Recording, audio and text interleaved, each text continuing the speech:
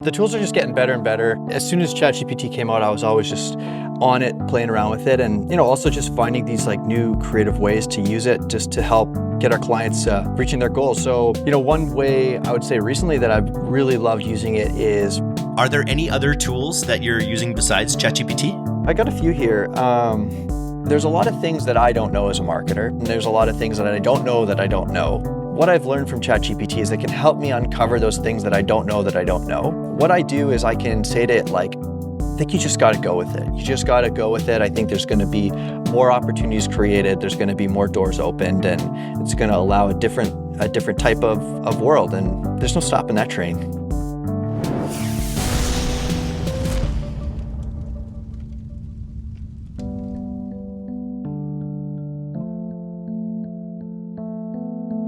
Ready to rapidly generate winning ad ideas in 2025?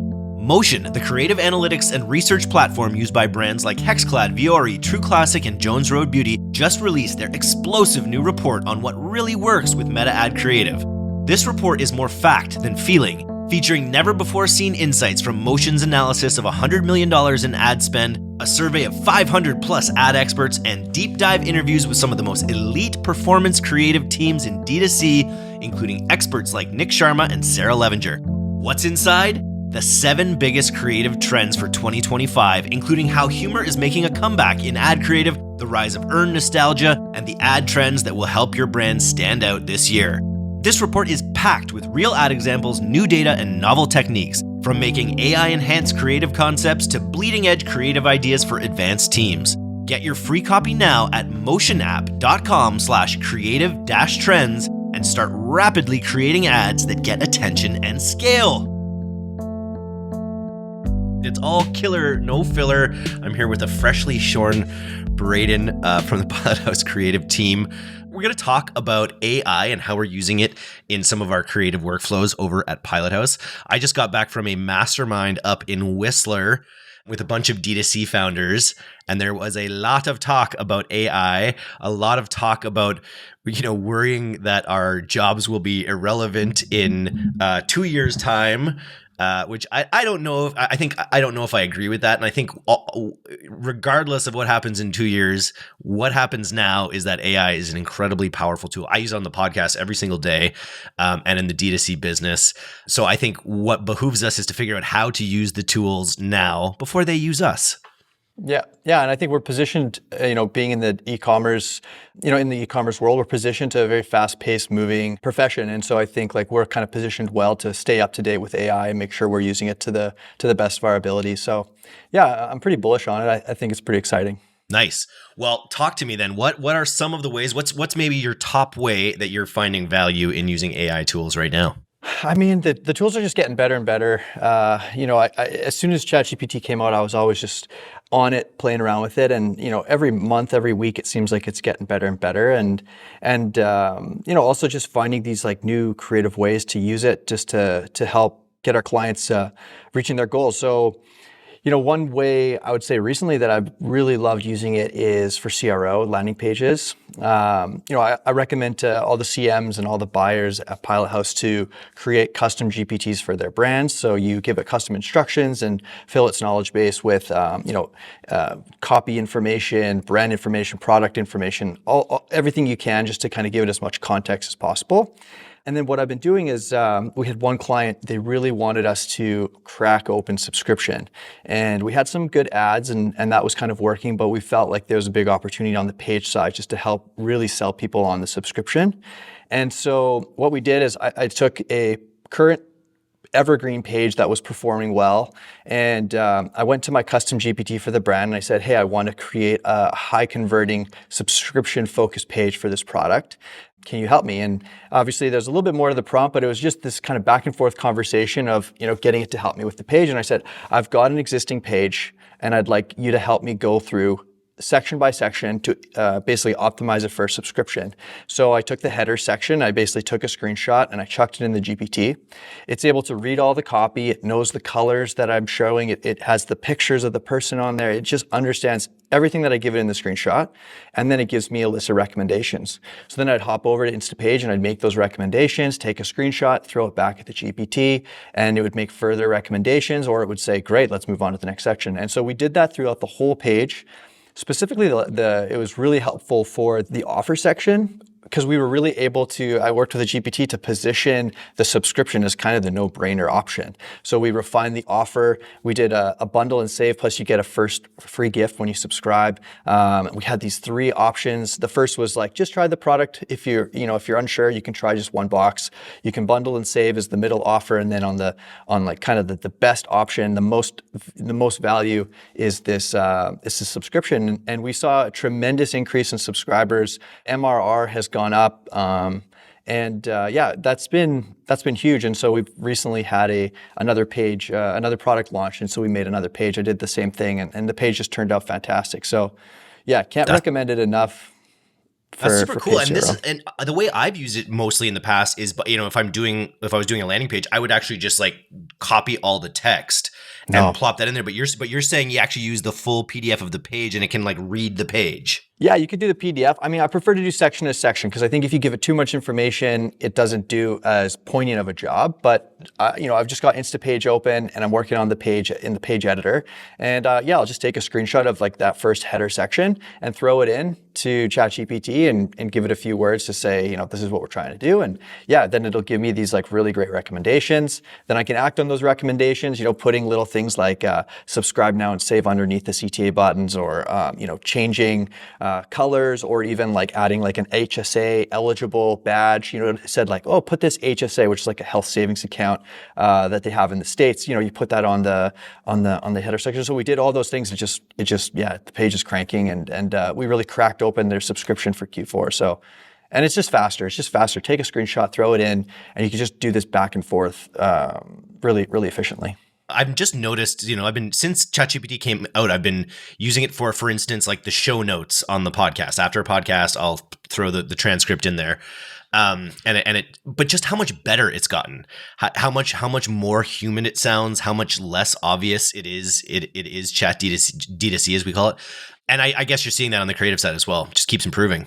Yeah, it just seems to be getting better and better. And then I think the more I use it, the more ideas I get from it. The more ideas I get for how to leverage it. So for instance, I was reading this book called Story Brand by Donald Miller, and they've got the SB7 framework. And I was reading this and I was thinking, oh, this is such a great framework. But oftentimes in the past, I've read books and this framework has been presented, and then maybe I forget about it, or just you get busy, and this things like you don't action on the what the book is saying. But with this, what I did was I was able to create a custom GPT for a brand, and then I made it focus only on the SB7. So I said, whenever I make copy, whether it's landing page copy, whether it's like scripts for UGC, I want you to take this branding information. I want you to take this segment information that we've done, this kind of research analysis of the segment we're going after, and combine it with the SB7 framework.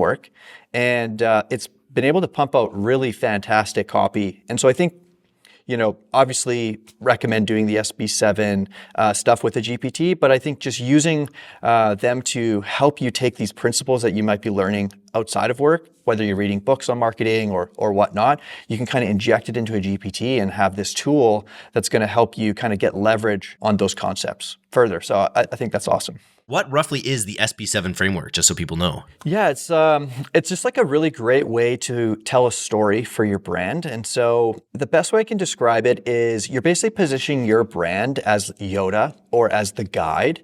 And so you're recognizing that your customer has this particular problem that they just don't know how to communicate. And as the brand, you position the brand as the guide. And the protagonist, the Luke Skywalker, is your customer. And you're saying, come with me and let me show you why this product or why this service or whatever you're offering is going to help you, reach your destination. And so it's a really nice 7-step framework that kind of helps you break down copy in a way that's very storytelling, positioning the brand in a particular way, making sure that there's like, objection kind of handling towards the end of it, as well as like a very strong call to action. I just asked ChatGPT what it was. So a character has a problem, meets a guide who gives them a plan, calls them Yeah. to action that helps them avoid failure, and it ends in success. That's Yes. the 7-step. And I think that's so important just because like marketing that isn't based in those kinds of frameworks or in that kind of just in this idea of storytelling, it's something I see brands talk about again and again, how essential it is to, and it's this kind of thing it will work from a direct marketing standpoint, but it will also help kind of build your brand, which I think is what people are thinking about more and more from these platforms, just not just as a direct marketing channel, but also as a way that you can really try to like make people more brand aware. Mm-hmm. Yeah, 100%. And strengthen your brand identity and then just use it efficiently. I think that's the biggest thing. Is it's just such an efficient way to use these concepts. Very cool. So we're talking about ChatGPT. I'm just curious. I just downloaded DeepSeek for the first time. I wanted to see what was destroying my stock and crypto portfolio, and apparently it's DeepSeek. Have you tested out DeepSeek much yet? I have not tested out DeepSeek. I mean, it's only been launched six days ago, the newest model, 6 days ago. So I think it's it's definitely something I want to look at, but I haven't tested it out yet. I just kind of have this love affair with ChatGPT, if I'm being completely honest. I've tried, Gemini and some of the other models, but spent the most time with ChatGPT. I'd be open to trying DeepSeek for sure, just seeing if it's giving me other results, but you haven't tried it out yet. Definitely, it's been making quite a stir today. Are there any other tools that you're using besides ChatGPT? Yeah, so I got a few here. The first one I'd bring up is Grok. I know people have their opinions over going on X and things along those lines, but Grok is really good at current event stuff. So ChatGPT doesn't necessarily have the feed of culture going into it like instantaneously, whereas Grok is being fed all the X posts that are going on constantly. So, if say NVIDIA went down this morning, you could go to Grok and you could say, why did NVIDIA go down? And it would have a pretty good idea of why the stock went down. Or, same thing with trends, like why is this person trending? Or what is this going on, like this trend that's going on right now? Grok is getting this like instantaneous information. And so it's really good for that sort of thing. So if you're trying to kind of tap into culture with your marketing or try to find things that are kind of culturally relevant in the moment, Grok, I think, is what I turn to the most. It's also supposed to be quite a bit funnier, which is worth playing with as well. Just like Elon, that really funny guy. Yeah. Super neat. I'm seeing your notes here, and I see you're mentioning 11 Labs, and I didn't actually realize when I watched the ad that was posted to one of the team creative channels last week, where a client kind of came to us and said, "Hey, we're looking for a cinematic ad that starts with the trope of in a world." So take it from there. What did we do for that client? Yeah. So the client kind of had this, off the wall idea, and it was kind of a back of the napkin type thing. And my brain started working. I thought, I think this is doable. And so what I did is I went on 11 Labs. And for people who don't know 11 Labs, it's obviously an AI voice generator. It's probably the best one that I've seen and used, and I think it's just a really great company. They're doing a lot of transcription stuff for podcasts, and I think it's just like a really great tool. But what they have is they've got this bank of voice narrators who have uploaded clones of their voice. And I was able to find one that was, a very stereotypical kind of Transformer-esque movie trailer narrator. Peter Cullen. And and I was able to use that. And I used my custom GPT for the brand. And I asked the GPT, I said, we're doing this new product launch. I want you to create this type of movie trailer script. So I worked with it. We got the script made, and I was able to throw it into 11 Labs, and that's where it started. So I got the narration, and I was like pretty impressed by it, and that really just got the creative juices flowing. I've got a little bit of an audio engineering background, so I was able to do the sound design. So I threw in the cinematic music, I added some impacts and some swells, and just kind of put the whole thing together. And within half a day, we had a full audio narration, all the sound design, all the music ready to go, ready to pass off to the video team. So it just really like made that kind of trailer, that kind of creative accessible, which, you could have gone on to Fiverr and you could have, hired a voice actor and things, which is definitely doable. But I just felt like when we got to the revision stage, 11 Labs made it so easy. If the client said, oh, we need to change this little snippet to this, I was able to just go back to 11 Labs, plug it in, get the new voiceover, chuck it into the session, and we were off to the races, where there was no 2 to 3 days turnaround time for a voice actor to kind of get to it. So yeah, I mean, 11 Labs I can't speak highly enough about. And I have another way I use it that I love telling people as well. Yeah, sure. Go ahead.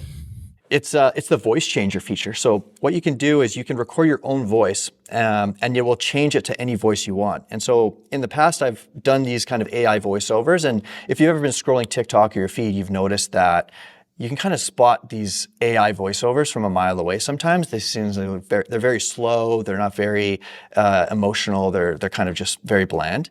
And I was trying to find a way around that. And what I found was this voice changer option where I take my phone and I just record a more emotional, sped up version of the script. Try to put as much emotional impact as possible into it. And I got the voice memo on my phone. I just airdrop it to my computer, and I can throw it into the voice changer, and I can change it to any voice I want. So I can go female voice, old male voice, old female voice, British voice. You could just basically change it to whatever you want. So if you're really trying to target audiences, maybe you don't have access to the type of content creator that you need at the time, you can do these voiceovers, and it's pretty undistinguishable.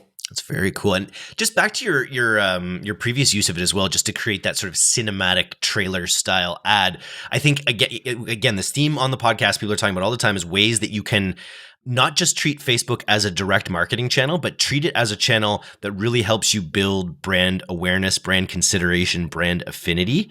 And I feel like taking bigger creative swings at things like cinematic trailers, for instance, that have an element of humor. That was the other big learning from a Motion podcast I did recently with Motion app, just talking about their findings. They did it on this big yearly report based on all these trends. They found that humor was such an important aspect to ads that were really able to scale and win. And to me, like that when you're able to add humor, like you were with that trailer, where it was kind of firmly tongue in cheek a little bit about how dramatic a world without contact lens solution might be.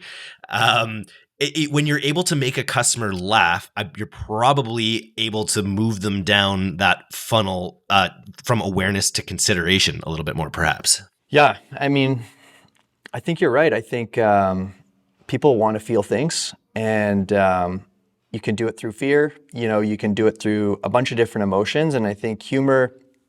What did I recently hear is they call TikTok and other types of kind of these they call TikTok, it's like shoputainment, where people are basically wanting to be entertained, they're wanting to feel these emotions, but they're also like shopping at the same time. And I think it's that combination of entertainment, of trying to get your customer to feel something, whether it's humor or any other emotion. I think that's super powerful, and I think it's like, if you could get the AI to inject humor into things and help you, because I'd say I'm not the funniest guy in the world, but definitely AI has helped me amplify a lot of qualities, and I think humor is one of them. So yeah, I think that's really interesting.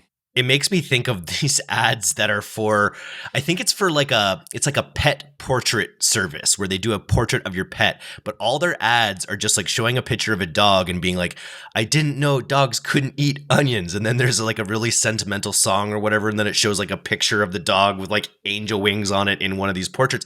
And they seem to be mixing like humor and sentimentality in a way that makes me very uncomfortable. I must be working for them to some degree, because maybe there's a segment of the audience that doesn't realize that they're kind of taking the piss, or maybe they're not. Maybe I'm just being really cynical and they actually are all just trying to tug at the emotions.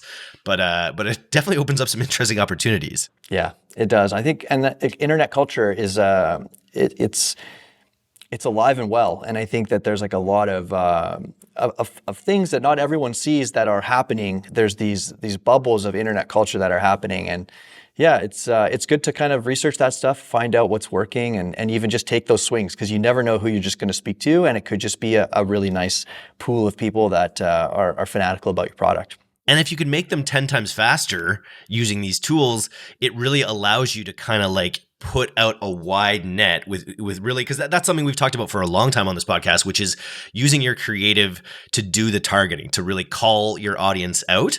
And if you're able to do that effectively, if you're able to create 10 times more creatives than you were in the past, you're going to be 10 times more effective at finding those unique pockets. Yeah, for sure.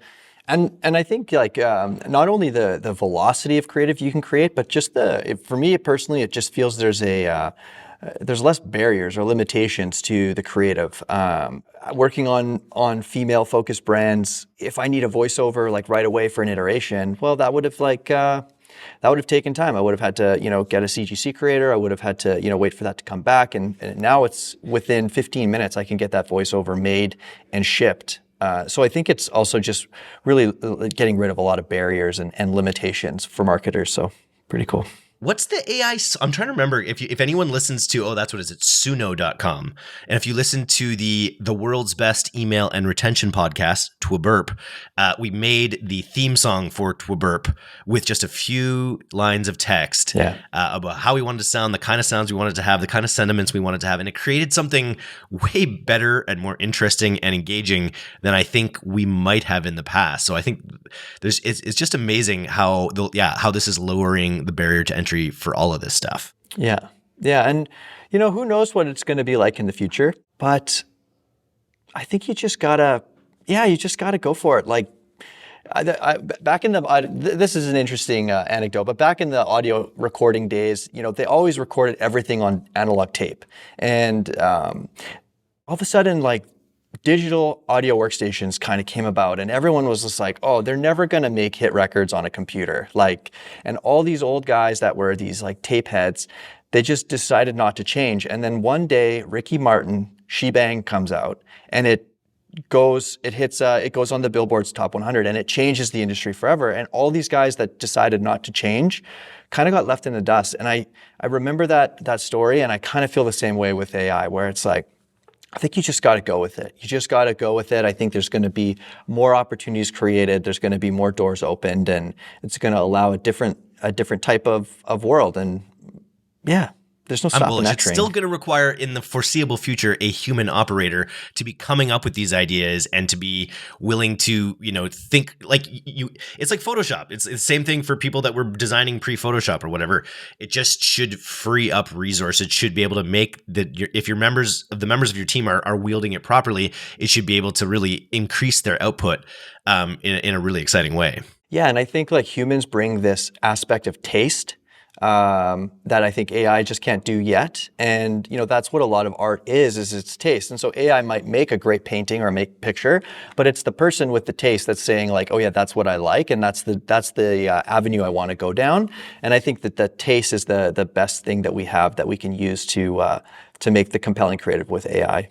You've got one note here about using ChatGPT for deeper analysis or brand level strategy. And it makes me think my brother, who works at Shopify for many years, has kind of found himself in this like AI tool role where he's got really good at notebook LLM, and he's doing things like basically taking all customer feedback or all customer queries that store owners have, and he's using it to inform these give these huge data reports to the whole company about here are the areas our support needs to focus on. Here's the areas where we're not meeting the bar, and he's having huge success with it. So how are we using it from a higher level brand analysis standpoint? Yeah, so ChatGPT o1, a lot of these LLMs are coming out with these larger reasoning models. And so the reasoning models are interesting because they kind of prompt themselves back and forth to really get to the bottom of your prompt. And one way I've been using it is to help me with these broader brand marketing initiatives. And I guess to explain it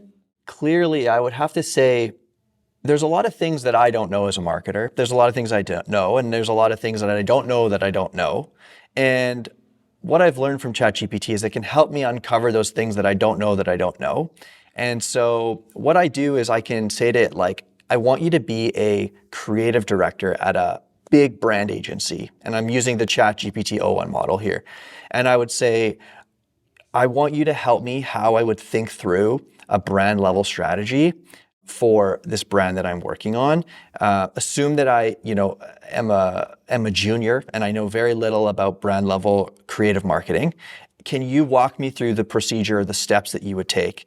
And then it can help educate me on what that looks like, because I don't have experience at like a big creative firm, but it can help me walk through that process. What are the ways that they're breaking down psychographics, demographics. How are they segmenting their market? How do they play with each other with idea generation and brainstorming and things like that? So it can help kind of inform this. And then once you kind of get it to spill those beans, then you can kind of get a little bit more granular, start implementing ideas from your brand, and you can kind of get these like deeper insights on how they would go about that. And I think that's the way that I've been really been leveraging it when it comes to like brand marketing and things like that is that there's these other jobs, these other professions that people have, and I don't have experience in those roles, but ChatGPT kind of has this context of those roles, and it can kind of help divulge some of that information, and then I can then use that to spin towards my brand and get a more potent brand, brand execution, brand marketing execution. Super cool. I remember when you did a webinar with D2C, and we were talking about some of the prompts or the things that you're adding to prompts that were helping at the time. I remember, I don't know if it was you that brought this up, but this idea of saying like no yapping. No, yeah. I was like, I find that those little hacks, they're less necessary now. I don't know if you're seeing that. Like, as long as you're giving good context, I think obviously, having it speak from a perspective and telling it what perspective to speak from and what perspective you are is always super important. Are you finding the same that these hacks are less necessary, or are there other hacks that you're using? Yeah, that hack, I don't use as much anymore. I think that was a lot of, prompt engineers at first just trying to juice as much lemon juice from the lemon as they possibly could. And they were finding that like, hey, when I said my job depends on you doing this execution extremely well, they would get a higher quality output. But I don't find that as much anymore. At least I just kind of haven't really been using that as much lately because the models just kind of get better and better. I think what I do a lot of is I get it to analyze things for me before I get it to make the prompt. So if I'm looking at data or if I'm looking at an ad or something, I'll say, can you do a deep analysis on this first? And then once it does the deep analysis, I can kind of see how it's thinking about the input that I gave it. And then I'm able to then use that analysis to then shape my prompt moving forward. I think that that's like a huge way to go about it, because sometimes you can get ChatGPT taking you down the wrong road. And I think using an analysis at the very front of it, just say, give me a deep analysis on this. And then based on that, and then moving forward, then you say, based on your analysis, I want you to do this, this, and this. And I think that can kind of help you get better outputs for sure. And then any other hacks? I mean, I guess what I would say, there's one that has worked really well recently that comes to mind. And this is maybe something that people can try on their ad accounts. But it's basically, we had an account with a bunch of top creatives, and we wanted to create a mashup. And I don't know if anyone's ever tried to like come up with a mashup, but it's a lot of like, unless you're in, Premiere, making the cuts and kind of putting things together and playing with it, it's hard to just conceptualize a mashup. And so what I did is I was able to take all of our top ads, there's about 6 of them that I wanted to feature, and I transcribed them all using Descript. And then I went to my custom GPT for the brand and I input all the transcripts and labeled them. And I said, I want you to create 5 new ads that are mashups based on all these transcripts. Don't change any of the words because they're existing high-performing ads. Just give me 5 new ads. And then it was able to then spit out a really nice array of 5 new ads based on previous winning ads. We were able to send those to the video designers, and we got a top performer out of it. And that whole thing took me maybe an hour and a half to put together. Whereas to do that and find success otherwise, would have taken a lot longer to kind of go through, okay, what is this person saying in this video? How can I mix it with this person in this video? So that'd be a one to try, definitely, as one that's worked recently in the past for me. That's one, we had a project that actually kind of died on the vine a little while ago. I got to check back into, but it was basically to create like sizzle reels for the D2C podcast, for our sponsored D2C podcast option for people that want to come on and like a SaaS platform and do like a special trailer for that. So I think that might be a really good use case to kind of, but that's what I'd have to do. I'd have to feed it in the transcript, either of the clips or of the whole podcasts, and say, probably the clips, because I think you'd have too much context if I tried to upload like this season's full podcast scripts. So I'd have to do just the clip scripts and be like, how would you put this together to tell a compelling narrative for why someone would want to come on the podcast? Exactly. Yeah, I think a full podcast would be just too much. And then you start to get like, it gets messy with timestamping where it's like, okay, where did he say that? You got to start scrubbing through. Whereas I feel like with the shorter clips, you can just chuck those transcripts in, and they're short enough to where, if there's a sentence that they like, it's easy to find that for the video designer. But yeah, that's what I'd recommend trying that, and just see how many options it can give you with the inputs that you give it, with the transcripts that you give it. And yeah, it worked for me. So super cool. One of the things I was talking with Andrew Wilkinson up at this event that I was at, and he just went on My First Million, one of our favorite podcasts, to talk about how he's using Operator, the sort of agent-based ChatGPT thing. Have you messed around with the operators at all yet? No, I haven't, and I've been meaning to, but yeah, I haven't gotten that far. What has he been saying? Good things, or? Yeah, he's been saying he's very bearish on humanity. It sounds like a little bit like he's sort of saying it's about a 2-year time window we've got until it's going to be better at all of our jobs than any of us, including himself, which I thought was really interesting. I don't know if I'm fully there with it. I haven't played around with operators yet. He's basically, I think he's been using it for some of his own personal needs, for signing up for things around town, for giving it these high level goals and then having it talk to itself in order to execute across them in a thinking and reasoning way. Okay, so we'll save that for next time.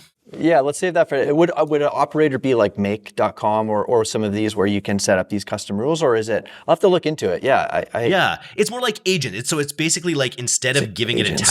Giving a prompt, a task, it's basically you give an agent a much higher level task, and then it makes all the prompts and figures out what needs to be done. Wow. So it's just like another like meta level on slowly replacing ourselves so we can go work on our suntans all day, I guess. Yeah.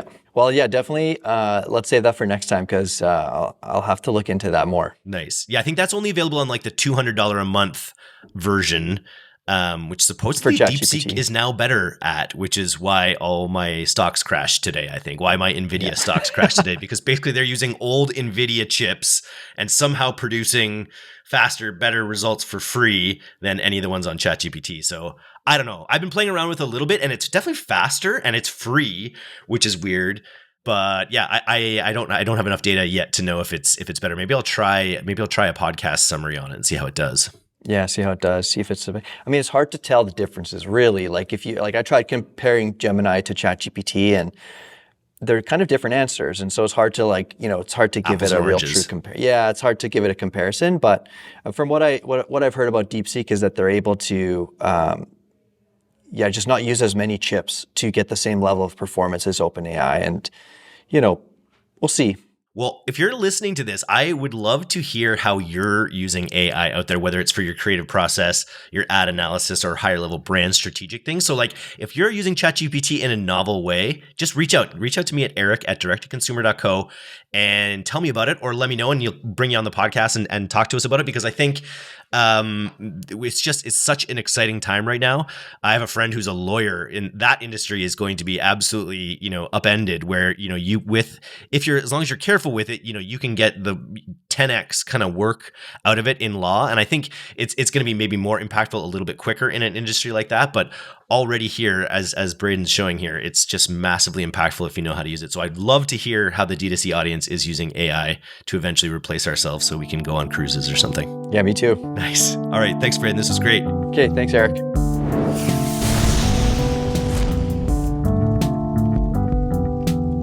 Thanks for listening to today's episode. If you're not getting the D2C newsletter, you can subscribe for free at directtoconsumer.co. And if you want to learn more about Pilothouse's all-killer, no-filler services, take off to pilothouse.co. I'm Eric Dick, and this has been the D2C Podcast. We'll see you next time.